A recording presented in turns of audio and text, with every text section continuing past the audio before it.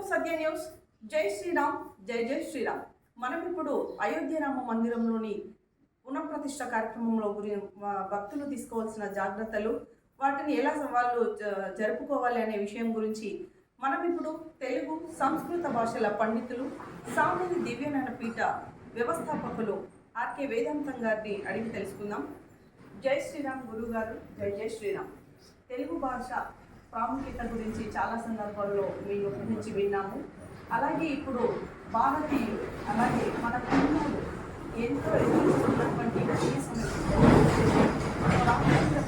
పునఃప్రతిష్ఠ కార్యక్రమంలో భక్తులు తీసుకోవాల్సిన జాగ్రత్తలు ఏంటి, వాళ్ళు అసలు దాన్ని ఎలా జరుపుకోవాలి, మీ నుంచి వినాలని మేము కోరుకుంటున్నాం. చాలా సంతోషం. శ్రీ గురుభ్యో నమః. శ్రీ సీతారామచంద్ర స్వామి పరబ్రహ్మణే నమః. ఇది నిజంగా భారతదేశానికి ఒక గొప్ప పండగ లాంటి కార్యక్రమం, దేశానికే పండగ లాంటి కార్యక్రమం. అంటే దేశానికే పండగ అని అనడం ఎందుకోసం అని అంటే, ఇప్పుడు మనం ఏదైతే రామజన్మభూమి అనుకుంటున్నామో అది 500 సంవత్సరాల నుంచి జరుగుతున్నటువంటి విషయం. సరే, ఎప్పుడెప్పుడు ఎలా జరిగిందో తెలియదు, కానీ గత 30 సంవత్సరాల నుంచి చాలా తీవ్రంగా జరుగుతుంది. కేవలం యుద్ధం ద్వారా, శక్తి ద్వారా గెలుచుకోవడం అనేది మన ముఖ్యమైన విషయం కాదు. ఆ రోజున్న దానికోసం పోరాడిన పెద్దల ముఖ్య ఉద్దేశం అది కాదు. వాళ్ళ ముఖ్య ఉద్దేశం ఏంటంటే, న్యాయబద్ధంగా ఇది ఎవరిదో తేల్చుకున్న తర్వాతనే నిర్మాణం చేద్దాం, అందుకని కోర్టును ఆశ్రయించాలి, లేదంటే కోర్టును ఆశ్రయించాల్సిన అవసరం. ఈ సందర్భంగా ముందు మనము దానికోసం ఎంతో కరసేవకులు అనే పదమే అక్కడి నుంచి స్టార్ట్ అయింది. కరసేవకులు ఎంతోమంది ప్రాణత్యాగాలు చేశారు. అలాంటి ప్రాణత్యాగాలు చేసినటువంటి కరసేవకులు ఎంతమంది ఉన్నారో వాళ్ళందరికీ ఒకసారి మనం కృతజ్ఞత అంజలి తెలియజేసుకోవాలి ఈ సందర్భంగా. ఆ తర్వాత ఎంతోమంది ప్రాణాలు పోగొట్టుకున్నటువంటి వాళ్ళు ఉన్నారు, రాముడి కోసం ప్రాణాలు ఇచ్చినటువంటి వాళ్ళు ఉన్నారు. ఇది ఒక రకంగా చూస్తే రామాయణం అంత పెద్ద కథలాగా జరిగింది. అంటే రాముడు ఎక్కడ పుట్టాడో అక్కడ రాముడు పుట్టాడని రాముడి కోసం నిరూపించుకోవాల్సిన దుస్థితి మనకు ఏర్పడింది. ఇలా ప్రపంచంలో ఏ దేశానికి అట్లాంటిది ఉండకపోవచ్చు. తర్వాత నిరూపించుకున్న తర్వాత ఇప్పటికీ కూడా దాని గురించి వ్యతిరేకిస్తున్నటువంటి వాడు, లేదంటే ఇష్టం వచ్చినట్టుగా మాట్లాడుతున్నటువంటి వాడు కూడా మనకు కనపడుతున్నారు. కానీ ఇది నిజంగా భారతదేశం తన యొక్క స్వతంత్రమైనటువంటి పోరాటంలో, స్వతంత్రంగా నిర్వహించినటువంటి ఒక పెద్ద పోరాటంలో, స్వతంత్ర దేశంలో చాలా గొప్పగా జరుపుకుంటున్నటువంటి పండుగ ఇది. మనం దానికోసం పోరాటం చేసినటువంటి వాళ్ళందరికీ కృతజ్ఞతలు తెలియజేస్తూ, ఈ ఉత్సవాన్ని ఇంటింటికి రాముడు ఆ రోజున అయోధ్య రాముడిని చూసి ఎలా అయితే మనం ఇంటింటికి ఉత్సవం చేసుకుంది, ఇది దేశానికి సంబంధించిన, మన జాతికి సంబంధించిన, మన పూర్వ చరిత్రకు సంబంధించిన ఒక పోరాటాన్ని గెలిచింది. ఇది నీ చరిత్ర కాదు, ఇది నీ గుడి కాదు, ఇది నీకు సంబంధించింది కాదు, నీ రాముడు ఇక్కడ పుట్టలేదు అనే దానికి 30 సంవత్సరాల పోరాటం చేసి మనం గెలిచాం. కాబట్టి ఇది తప్పకుండా ఇంటింటిగా, ఊరూరా అందరం కూడా జరుపుకోవాల్సినటువంటి చాలా గొప్ప పండుగ. నిజంగా శ్రీరామనవమి అంతటి గొప్ప పండుగ. అందరం కూడా దాన్ని చాలా అత్యుత్సాహంతో ఎలా అయితే వారు సూచనలు ఇచ్చారు అక్కడి నుంచి, ఆ విధంగా మనం జరుపుకోవాల్సినటువంటి అవసరం ఉంది. గురువు గారు, ఇప్పుడు మనము ప్రతి పండగకి మామిడి తోరణాలు అయితే కట్టుకుంటాము, ఇంటి ముందు రంగవల్లులు వేసుకుంటాము, దీపారాధన కూడా చేస్తుంటాము. కానీ ప్రత్యేకంగా ఆ రోజు మళ్ళీ రంగవల్లులు వేసుకుని ఇంటి ముందు ఒక 5 దీపాలు వెలిగించాలని వాదనలు వస్తున్నాయి కదా. జనరల్గా ప్రతి పూజా కార్యక్రమంలో చేస్తారు కదా, స్పెషల్గా ఆ రోజే అలా చేయడానికి ఏమైనా విశేషం ఉందా? అవును, చాలా గొప్ప విషయం ఇది.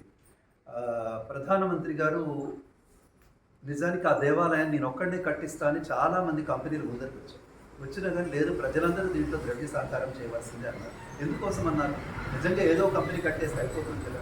అంటే ఇది ఎవరో ఒక్కళ్ళు పోరాడింది కాదు, ఏదో ఒక రాజకీయ నాయకుల కోసం, రాజకీయ ఒప్పందాల కోసం, రాజకీయ ప్రయోజనాల కోసం చేసింది కాదు. కేవలం రాముడి కోసం, రామరాజ్యం కోసం, కేవలం భారతీయ సంస్కృతి, భారతీయ చరిత్ర ఏ విధంగా అణచిపెట్టబడిందో ప్రజలందరికీ అర్థం కావడం కోసం వారు తపన పడ్డారు.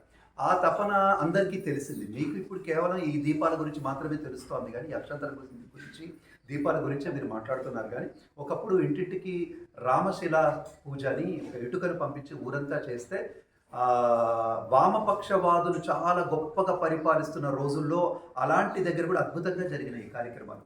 అలా బోల్డని ఇటుకలు, వేలాది లక్షలాది ఇటుకలు, అక్కడ మన దగ్గర నుంచి పోయిన ఇటుకలు కూడా అక్కడ ఉన్నాయి, రామశిలా పూజ అని. ఈ విధంగా అసలు రామ అయోధ్యకు అన్యాయం జరిగింది, మన చరిత్రని ఈ విధంగా తొక్కి పెట్టారు అనే విషయం తెలియడం కోసమే బోల్డ్ అంత తాపత్రయపడాల్సి వచ్చింది. అంత తాపత్రయపడితే ఇప్పుడు అందరికీ అర్థమైపోయింది. అంత అర్థమైపోయినటువంటి, అంటే ప్రజలకందరితో సహకారం తీసుకున్నటువంటి, బోల్డంతమంది బలిదానం చేసినటువంటి, మన నల్గొండలో కూడా బోలెడు మంది కరసేవకులు ఉన్నారు. మరి కరసేవకులకు కనీసం ఆ కృతజ్ఞతను మనం తెలియజేయాలి కదా. మీరు ఇంటింటికి వెళ్ళలేరు కదా, తెలియజేయలేరు. ఒకటి. రెండవది ఏంటంటే అయోధ్య తన ఇంటికి రాముడు వచ్చాడంటే మన ఇంటికి వచ్చినట్టే కదా. రాముడు తన నివాసాన్ని తను దక్కించుకున్నాడు మన ద్వారా.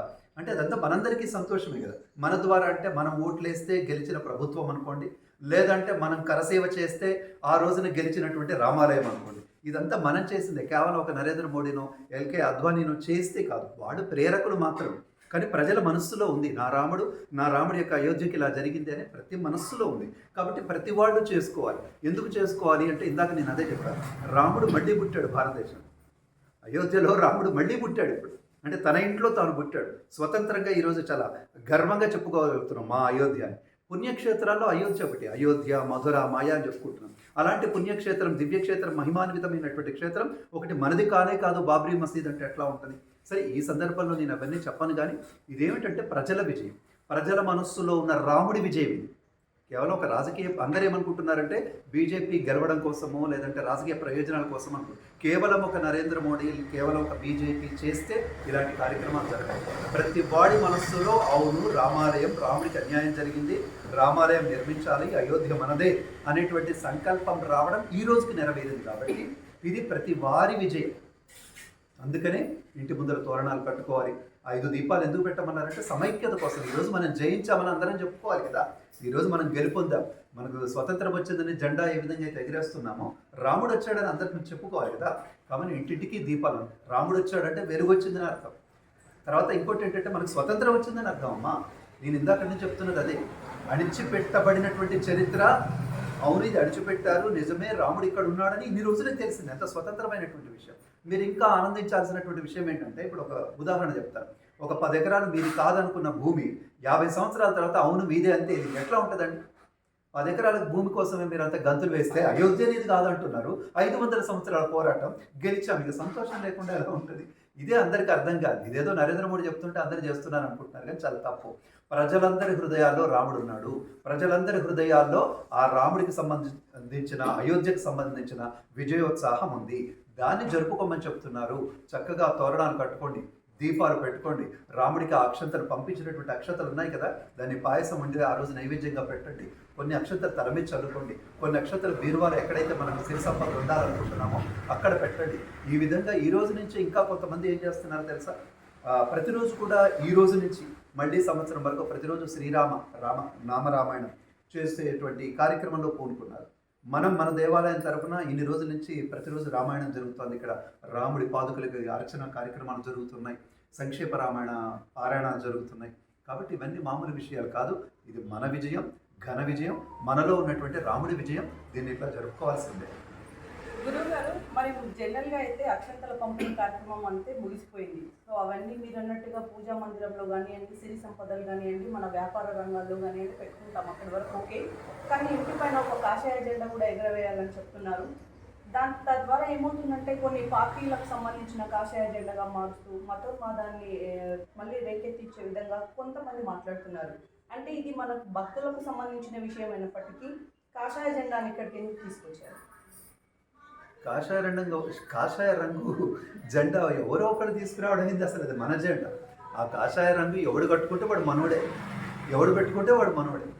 వాళ్ళెవరో తీసుకొస్తే మనం తీసుకోవడం కాదు. కాషాయ రంగు జెండా ఎప్పటిది అంటే కొన్ని లక్షల సంవత్సరాల క్రితం జెండా. భారతదేశంలో కొన్ని లక్షల సంవత్సరాల క్రితం. ఈ రోజు కూడా మీరు ఏదైనా దేవాలయం కడితే అక్కడ బ్రహ్మోత్సవాలు అవన్నీ చేస్తే చుట్టూ కాషాయ రంగు జెండాలు కడతారు. బీజేపీ వచ్చినాకనే కడుతున్నారు వాళ్ళు. అంతకుముందు ఆ జెండా లేవా? అంటే ఎప్పటికైనా ఉన్నది అది. అంటే మన సనాతన ధర్మానికి సంబంధించినటువంటి ఒక ధ్వజం ఉంటుంది.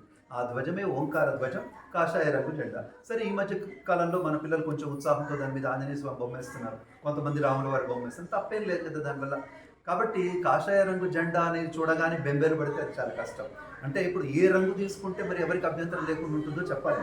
అంటే ఈ రాజకీయ పార్టీలన్నిటికీ కూడా అభ్యంతరం లేని రంగు ఏదైనా ఉంటే అదే జెండా ఎగిరేద్దాం. మరి తెల్లదా, ఎర్రదా, పచ్చదా?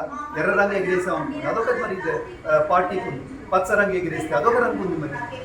కాబట్టి అన్నీ కాదండి, కాషాయ రంగు ఉద్దేశం అది మన భారతదేశ సనాతన ధర్మానికి, మన దేశానికి సంబంధించిన ఒక రంగు. జాతీయ జెండాలో ఆ రంగును ఉంచినదే దానికోసం. జాతీయ జెండాలో ఉంచడానికి అభ్యంతరం లేనటువంటి రంగు మన ఇంటి మీద ఎగిరితే సమస్య ఎక్కడ వస్తుంది? అది కేవలం బీజేపీ పార్టీ జెండా ఎట్లా అవుతుంది అంటే, ఎగిరేసుకున్న ఇంటి వాళ్ళందరిని అడగండి, మరి వాళ్ళందరూ నరేంద్ర మోడీకే ఓటేశారా? నరేంద్ర మోడీకి ఓటేసిన వాళ్ళు మాత్రమే కాషాయ జెండా పెట్టుకున్నారు. కాబట్టి ఇవన్నీ కూడా ఈ రాజకీయ శక్తులు వాళ్ళు వాడుతున్నది రాజకీయపు ఆట, చదరంగం. దాన్ని నేనేం మాట్లాడు, వీళ్ళు ఏమైనా మాట్లాడనివ్వండి, బీజేపీ మాట్లాడనివ్వండి, బీజేపీ ఇతర పార్టీలు ఏమైనా మాట్లాడుకోనండి, ఇవన్నీ మాకు అనవసరం. మాకు అక్కడ అయోధ్య రామ మందిర నిర్మాణం జరుగుతోంది, మా రాముడు వచ్చాడు, మేము కాషాయ రంగు జెండా ఎగిరేయాల్సిందే, తోరణాలు కట్టాల్సిందే, దీపాలు పెట్టాల్సిందే, ఉత్సవాలు చేయాల్సిందే. గురువు గారు, మరి ఇప్పుడు ఎలక్షన్ స్టంట్ కాబట్టి ఎక్కువగా నరేంద్ర మోడీ గారి పాత్ర అండ్ అలాగే బీజేపీ పార్టీ యొక్క పాత్ర ఇందులో ఉంది.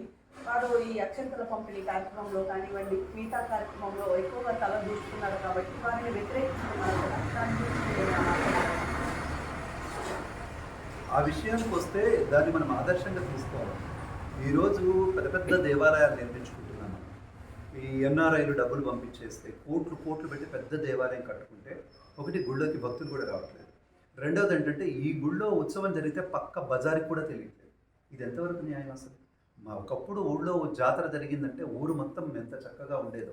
ఇప్పుడు మీరు గుడి శుభ్రత అంటున్నారు కదా, ఒకప్పుడు ఊళ్ళో జాతర జరిగిందంటే ఊరంతా శుభ్రం చేసుకునేవాడు, తోరణాలు కట్టుకునేవాడు, బంధువులు పిలుచుకునేవాడు, అమ్మాయిని పిలుచుకునేవాడు, పెళ్లిపీటల మీద కూర్చునేవాడు. ఇదంతా ఒకప్పుడు ఉండేది, ఒక 30-40 సంవత్సరాల క్రితం అది ఉంది. ఇప్పటికి కూడా కొన్ని పల్లెటూళ్ళలో ఉన్నాయి.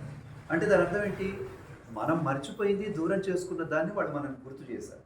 అయితే అట్లా ఆలోచిస్తే నేను ఇప్పుడు ఏమంటా అంటే, ఇది నాకు నచ్చింది, చాలా బాగా నచ్చింది. ఏది అక్షంతల పంపిణీ అని.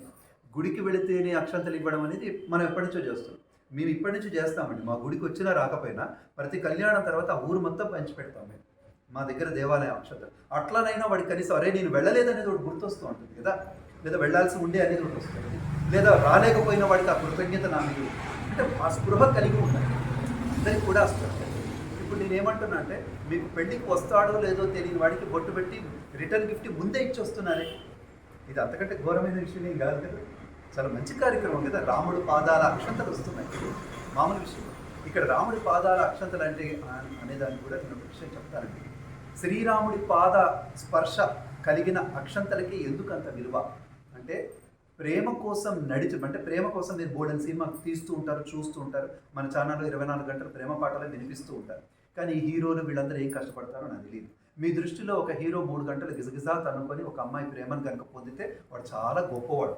కానీ నా రాముడు ఇక్కడి నుంచి శ్రీలంక వరకు నడిచి వెళ్ళి తన భార్య ప్రేమను గెలుపొందాడు. ఎందుకు గొప్పవాడు కాదు? నా రాముడి కోసం ఒక పక్షి ఎదురు చూసింది, జటాయు. నా రాముడి కోసం ఒక రాయి ఎదురు చూసింది, అహల్య. నా రాముడి కోసం వానరులు ఎదురు చూస్తారు. నా రాముడి కోసం ఒక కోతి ఎదురు చూస్తుంది, ఆంజనేయ స్వామి. నా రాముడి కోసం విభీషణుడు ఎదురు చూశాడు. ఇంతమందిని కడుపుకొని నడుచుకుంటూ వెళ్ళినటువంటి పాద స్పర్శ కలిగిన ఈ భారతదేశం ఎంత పవిత్రమైంది. మనం పాడు చేసుకున్నాం దీన్ని. కానీ మరి అంత గొప్ప ప్రేమ కోసం నడిచిన పాదాలు కదా. ఆ పాదాలు గొప్పవని నువ్వు, నేను, బీజేపీ వాళ్ళు, నరేంద్ర మోడీ చెప్పలేదు. ఈ పాదాలు చాలా గొప్పవని అహల్య చెప్పింది. అహల్యని చెప్పింది ఈ పాదాలు చాలా గొప్పవని. అంటే దాని అర్థం ఏంటి? అంత పవిత్రమైన పాదస్పర్శ కలిగిన అక్షంతలు మన ఇంటింటికి పంపిస్తున్నారంటే అసలు ముందు వాళ్ళకి ఒక కృతజ్ఞత తెలియజేసుకోండి మీరు అర్జెంటుగా. ముందు ఆ కార్యక్రమం అయితే చేయండి. అలాంటి పాదస్పర్శ కలిగిన అక్షంతలు మనం వస్తుంది. మిగిలిన దేవాలయాలు కూడా నేను చెప్తున్నా, ఇప్పటి నుంచి మన దేవాలయంలో కళ్యాణం జరిగినప్పుడు అందరికీ చెప్పండి, ఇలాగే ఇంటింటికి తోరణాలు కట్టుకోమని చెప్పండి. కళ్యాణానికి వచ్చినా రాకుండా వాళ్ళ ఇంటికి అక్షంతలు పంపిస్తూ ఉండండి. ఇది ఒక మంచి సాంప్రదాయం, చాలా బాగుంది ఇది. అయితే ఇది కేవలం దాని ఏమంటారు మీరు ఎలక్షన్లో ప్రచారంగా జరపబడుతున్నది అంటే, ఇక్కడ కూడా నేను అదే చెప్తున్నాను. ఎలక్షన్లో ప్రచారంగా మీరు పిచ్చి పిచ్చి దాని ఏమంటారు పిచ్చి పిచ్చి వేషాలు, పిచ్చి పిచ్చి మాటలు బోర్డని మాట్లాడుతున్నారు. చెయ్యకూడనివి, చెప్పకూడనివి బోర్డని చెప్తున్నారు.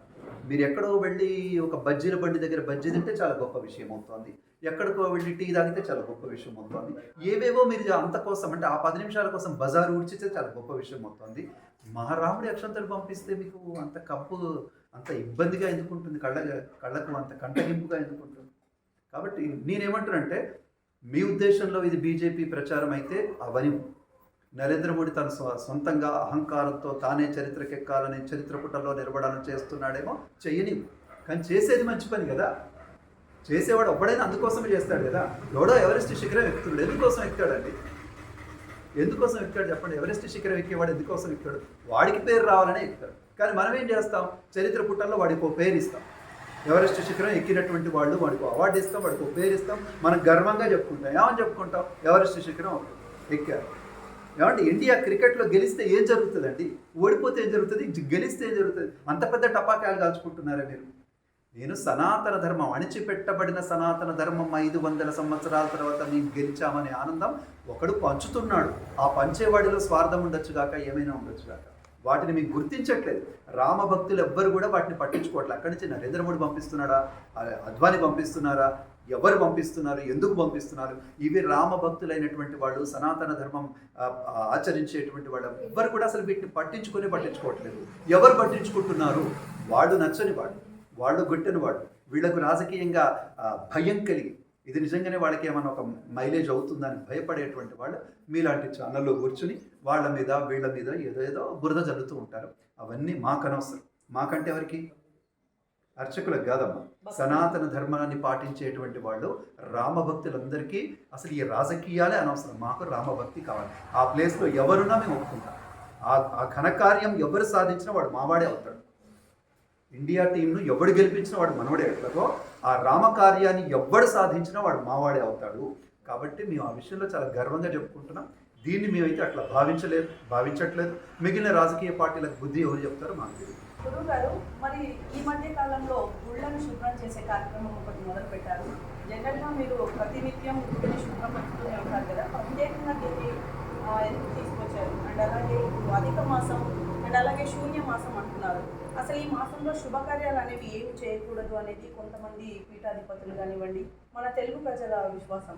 మరి ఇంత గొప్ప కార్యం ఈ మాసంలో ఎలా చేస్తున్నారు? చేయొచ్చా? మీరు 2 ప్రశ్నలు అడిగారు. నేను మొదటి ప్రశ్న సంబంధం మొదలు ఏమడిగాడు అంటే, మీరు అడిగింది ఏంటంటే గుడులు శుభ్రం చేయడం అనేది ఏదో కొత్తగా పెట్టినట్టుగా చెప్తున్నారు. మీరు చూడండి, మన ఇంట్లో చెత్త చెదారం ఏదైనా ఉంటే ఎప్పుడు చెత్త పెరిగిపోతే అప్పుడు దాన్ని బయటపడేసి తగిలేస్తూ ఉంటాం. మరి భోగి పండుగ రోజు తప్పకుండా తగిలేయాలని అది ఎందుకు పెట్టారు? అది ఎవరు పెట్టారు? నరేంద్ర మోడీ పెట్టలేదు కదా, మనమే చేస్తూ ఉంటాం కదా. అంటే భోగి పండుగ రోజు ఎందుకు వేస్తామంటే ఆ రోజుతోటి చెత్త చెదారం వదిలించుకొని మనం కొత్త దీంట్లోకి ప్రవేశిస్తాం. రవి సంక్రమణం అంటారు. తర్వాత నిజంగా కూడాను రైతుల ఇళ్లలో చెత్త చెదారం ఎక్కువ, మన ఇంట్లో ఉండకపోవచ్చు. రైతుల ఇళ్లలో, ఈ వ్యవసాయదారుల ఇళ్లలో ఇన్ని రోజులు వ్యవసాయం చేస్తూ ఈ రోజున ఒడ్లు వచ్చిన తర్వాత ఇన్ని రోజులు వాడు కొంచెం నిర్లక్ష్యంగా ఉన్న చోట అయితే, లేదంటే దానివల్ల వచ్చినటువంటి ధాన్యం ఇంటికి తీసుకురావడం వల్ల వచ్చినటువంటిది ఏదైతే మొత్తానికైతే ఏదో చెత్త పెరిగిపోతుంది. అటు వ్యవసాయ భూమిలో గడ్డి గాసలు కావచ్చు, ఇవన్నీ. కాబట్టి ఇదంతా శుభ్రం చేసుకొని ఏం చేయాలి? మరి దాని అంతా తగిలేయాలి కదా. తగిలేయడం ద్వారా 2 రకాలైనటువంటి లాభాలు. ఒకటి, ఈ క్రిమి కీటకాలు, దోమలు ఇలాంటివి రాకుండా ఉండడం. తర్వాత చెత్త చెదారం అంతా బయటపడేయడం. వదిలించుకోవడం అంత తేలిక కాదు, వదిలించుకోవడం చాలా కష్టం. ఆ వదిలించుకోవడం భోగి పండుగ చెప్తూ ఉంటాం. అలా మనం దాన్ని తగిలేస్తూ ఉంటాం, చెత్త చెదారం తగిలేస్తూ ఉంటాం. అది ఎలాగో గుడులు శుభ్రం చేసుకోండి అని చెప్తున్నారు అంటే దాని అర్థం ఏంటంటే, ఏమైనా ఆ రోజు వెళ్ళి గబగబా జెండా ఎగిరేసి గబగబా దీపాలు పెట్టి మేమేదో రామకార్యం చేశామని కాదు. మనం శ్రద్ధ పెట్టాలి. ఇప్పుడు మీరు నన్ను అడుగుతున్నారు కదా, ప్రతిరోజు గుడి శుభ్రం చేసుకుంటారని. మన సత్య ఛానల్ ద్వారా మనం వెళదాం, పల్లెటూళ్ళలో 10 గుళ్ళలోకి వెళదాం. ఆ గుడి ఆ లోపల ఉన్నటువంటి ఆవరణ తప్ప చుట్టూ ఎంత చెత్త ఉండాలో అంత చెత్త ఉంటుంది. ఎందుకు ఎవరు పట్టించుకోవాలంటే తెలియదు, మనకే తెలియదు. ఇంతెందుకండి, ఒక రాజకీయ నాయకుడు వస్తే ఈ దారి శుభ్రం చేయొచ్చు, ముగ్గేయచ్చు. ఒక ఎమ్మెల్యే గారి కోసం దారి శుభ్రం చేయొచ్చు, ముగ్గేయచ్చు. కానీ నా రాముడి కోసం గుడి శుభ్రం చేసుకుంటే తప్పేంటండి? ఒక ఎమ్మెల్యే కంటే రాముడు ఎంతో గొప్పవాడండి. ఆయన చక్రవర్తి కదా, అఖిలాండ కోటి బ్రహ్మాండ నాయకుడు నా రాముడు. ఆయన వస్తున్నప్పుడు నేను గుడి శుభ్రం చేసుకుంటే తప్పెట్లయింది నీకు? నీ ఎమ్మెల్యే కోసం రోడ్డు శుభ్రం చేసుకుంటే తప్పు కాలేదు. రాముడు, మీరందరూ కూడా రాజకీయ నాయకుడు, రాముడు ప్రజానాయకుడు. ప్రపంచంలో ప్రజల వద్దకు పరిపాలన, ప్రజల వద్దకు నాయకుడు వెళ్ళడం, ప్రజా సమస్యలు తెలుసుకోవడం, ప్రజా సమస్యలు తీర్పు చెప్పడం, ఇదంతా చేసింది సృష్టిలో మొట్టమొదటి ఒకడే ఒక నాయకుడు, అదే మా రాముడు. అందుకని మీరు మాట్లాడుతున్నది రాజకీయాలు, మేము మాట్లాడుతున్నది 24 గంటలు రాముడి గురించి మాట్లాడతాం.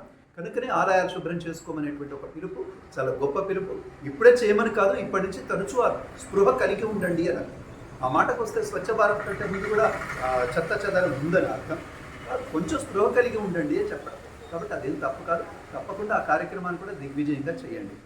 తర్వాత మీరు ఇంకొకటి ఏదో ముహూర్తం గురించి అడిగారు. ఇది చాలా మంది తెలియని వాళ్ళు మాట్లాడుతూ ఉంటారు. తెలిసి తెలియని వాళ్ళు, లేదా పంచాంగంలో తిదివార నక్షత్రాలు తెలిసిన వాళ్ళు, లేదా మన ఇంట్లో శూన్యమాసం కాబట్టి పెళ్ళి శుభకార్యాలు చేయట్లేదు కాబట్టి, అంటే ప్రతి వాడికి క్యాలెండర్ ఉంటుంది, దాంట్లో కొంచెం సప్తమి అష్టమి తిథులు తెలుస్తాయి, దాంతోనే పెద్దగా ఏదో పంచాంగం తెలిసిందని అనుకుంటారు. అంటే మీరు అంటారు లేదండి పంచాంగకర్తలు కూడా అంటున్నారు. పంచాంగకర్తలు కూడా అంటారు. ఎందుకోసం అనంటే పంచాంగ గణన ఒకటే అయినప్పటికీ కూడా కొన్ని ప్రాంతాల్లో కొన్ని సిద్ధాంతాలు ఉంటాయి. ఉదాహరణకి తమిళనాడులో ఉన్నటువంటి మంచి రోజులు చెడ్డ రోజులు వేరు, మన దగ్గర ఉండే మంచి చెడు రోజులు వేరు. అక్కడ పాటించిన రాహుకాలాన్ని మనం పాటించాం. అక్కడ తమిళనాడులో రాహుకాలాన్ని ఎక్కువగా పాటిస్తారు, మనం ఎక్కువగా పాటించాం. అదేవిధంగా మన దాన్ని చాంద్రమానము అంటారు. మనం పాటించే సిద్ధాంతాన్ని చాంద్రమానము అంటారు. అదేవిధంగా ఇప్పుడు వాళ్ళు ఉత్తర భారతదేశంలో పాటిస్తుంది బారహస్పత్య మానం అంటారు. బారహస్పత్య మానంలో ఇది శూన్యమాసం కాదు, ఇది చాలా మంచి మాసం. తర్వాత శూన్యమాసం అనే దాని వెనకాల నిర్ణయించడం వెనకాల దేశకాలమాన పరిస్థితులు కూడా ఆధారపడి ఉంటాయి. శ్రావణ మాసంలో పెళ్లిటి చేయడం పూర్వకాలంలో నిషేధం. ఎందుకంటే అప్పుడు వ్యవసాయ పంటలు పనులు ఉంటాయి, వర్షాలు ఎక్కువగా కురుస్తున్నాయి. మాసం చెడ్డదని కాదు, అప్పుడు కుదరదు, అసలు పెళ్ళిళ్ళకే కుదరదు. కానీ రాను మనం దాంట్లోంచి వెళ్ళి ఫంక్షన్ హాల్లో పెళ్లి చేసుకోగలుగుతున్నాం, ఆ హడావిడి లేదు కాబట్టి ఇప్పుడు శ్రావణ మాసంలో పెళ్లి చేస్తున్నాం. అట్లాగే దేశకాలమాన పరిస్థితులు బట్టి కూడా మంచి చెడు అనేది నిర్ణయిస్తారు. అట్లా మన దగ్గర దాన్ని మనం శూన్యమాసం అనుకుంటాం. కానీ అక్కడ ఉత్తర భారతదేశం ఏదైతే ఉందో అక్కడ అది బారహస్పత్య మానం పాటిస్తారు కాబట్టి అది మాసం కాదు కాబట్టి అది తప్పకుండా పాటించవచ్చు. అది ఇంకా శుభప్రదమైనటువంటిది. ఎందుకంటే గురువుకు కర్కాటక రాశి ఉచ్చ కనుక ఇది వారికి చాలా పవిత్రమైనటువంటి మాసం. కనుక వాళ్ళు తప్పకుండా ఈ కార్యక్రమాన్ని చేస్తున్నారు. ఇది అంటే అనవసరంగా అంటే ఇవన్నీ ఎందుకు వస్తున్నాయి, మరి మీరు అలా మాట్లాడుతున్నప్పుడు ఇవన్నీ ఎందుకు వస్తున్నాయి? అదే కాకుండా ఇంకొకటి ఏమిటంటే కొంతమంది పీఠాధిపతులు వ్యతిరేకించడం, రాము అనడం, ఇవన్నీ కూడా జరుగుతున్నాయి. ఇక్కడ మీరు బాగా దీని రామాయణానికి అన్వయించి చెప్తారు. ఏమిటంటే రామాయణంలో మారీచుడు ఉంటాడు. మారీచుడు సరి వెళతాడు. వెళ్ళిన తర్వాత ఏం చేస్తాడు మారీచుడు అంటే హా రామ హా లక్ష్మణ అని మాట్లాడేస్తాడు. ఏది రాముడు బాణం వేసినప్పుడు. ఎవరి గొంతుతో మాట్లాడుతున్నాడు ఆయన అంటే రాముడి గొంతుతో మాట్లాడుతున్నాడు. అంటే రాముడి గొంతుతో మాట్లాడుతూ సీతను మోసం చేయడం, రాముడి గొంతుతో మాట్లాడుతూ సీతమ్మను మోసం చేయడం అక్కడ చేసింది. ఇప్పుడు వీళ్ళందరూ అదే చేస్తున్నారు. అంటే హిందూ మతం అంటే పడనివాడు, సనాతన ధర్మం అంటే గిట్టని వాడు. ఎందుకు ఉంటారంటే ఎందుకో ఉంటారు, వాళ్ళ గురించి మనం మాట్లాడుకోవాలి. అలాంటి వాడు కొంతమంది ఉంటారు. వామపక్ష వాదులు ఎందుకంటే ఏంటో తెలియదు. అంటే నా సిద్ధాంతం పనికిరాదు నాకు తెలుసు, కానీ నీ సిద్ధాంతం మాత్రం నువ్వు పాటించవద్దు. ఇప్పుడు వాళ్ళు ఏమంటున్నారంటే వాళ్ళ సిద్ధాంతాల్లో వాళ్ళు ఓడిపోయారు, పడిపోయారు, దిగజారిపోయారు, అవే నిలబడలేదు. నా సిద్ధాంతాలు నిలబడవు, కానీ మీరు కూడా నిలబడదు. ఎవరి సిద్ధాంతం నిలబడకపోతే నిలబడేదే ఉంటుంది. కాబట్టి ఇది సనాతన ధర్మం, దీన్ని ఎవడో నిలబడితే నిలబడేది కాదు. అయితే ఇక్కడ ముఖ్యమైనటువంటి విషయం ఏంటంటే భారతదేశం మహాకవి ఆయన ఉంటారు డాక్టర్ సి నారాయణ రెడ్డి గారు, నా దేశం అగ్ని పునీత సీత అని అంటారు. అంటే ఈ భారతదేశం ఎప్పుడు సీత లాంటిది. ఈ భారతదేశాన్ని మోసం చేయడం చాలా తేలిక. మారీచులు లాంటి వాళ్ళు దుర్మార్గులు చాలామంది ఉంటారు. ఇప్పుడు మాట్లాడే రాజకీయ నాయకులు అనుకోండి, మిగిలిన వాళ్ళందరూ అనుకోండి, ఈ సనాతన ధర్మం అంటే ఇష్టం లేని వాళ్ళందరూ కూడా ఈ పీఠాధిపతుల యొక్క గొంతుల్లోకి జొరబడి, గుండెల్లోకి జొరబడి, మనసుల్లోకి జొరబడి మారీచుడిలాగా మనల్ని మోసం చేస్తున్నారు. అంటే మనమందరం ఉండి నిజంగానే తప్ప ఏంటి, చేయకూడదా ఏంటి? అంటే నరేంద్ర మోడీ ఏమైనా లాభం కోసం చేస్తున్నాడా ఏంటి? నరేంద్ర మోడీ లాభం కోసమే రాముని ప్రతిష్ఠ చేశాడండి. ఏం చేసుకుంటాడు? ఇంటికి తీసుకెళ్తాడా? ఆయన లాభం కోసమే అయోధ్య నిర్మాణం చేశాడు. ఏం చేస్తాడు? ఆయన పేరు మీద రాసుకుంటాడా? అదంతా మన సొమ్మే కదండి. ఎవరు దేని పేరు మీద చేసుకుంటే ఏమవుతుంది? అంటే రాజకీయ లాభాలు ఉంటాయి. నీ రాజకీయ లాభాలు నీకు కూడా ఉన్నాయిగా ఒకప్పుడు. దానికంటే ఇది నయమే కదా. లిక్కర్ ఫ్రీ కంటే చాలా నయం కదండి ఇది. రామాలయ నిర్మాణం చేసుకుంటున్నాం మనం. లిక్కర్ ఫ్రీ చేసి ఓటు అడిగేవాడి కంటే రామాలయ నిర్మాణం చేసి ఓటు అడిగేవాడు చాలా గొప్పవాడే కదా. నా దృష్టిలో అయితే గొప్పవాడే. కాబట్టి సనాతన ధర్మంలో మొదటి నుంచి కూడా ఈ వ్యతిరేకత మనకు వస్తుంది. కనుక వీళ్ళందరూ ఈ హైందవ ఏతరులు అనుకోండి, సనాతన ధర్మ వ్యతిరేకులు అనుకోండి, మొదటి నుంచి మన దేశంలో ఉన్నారు. వాళ్ళందరూ కూడా ఏం చేస్తూ ఉంటారంటే ఈ కొంచెం పీఠాధిపతులు వాళ్ళు వీళ్ళు ఉంటారు.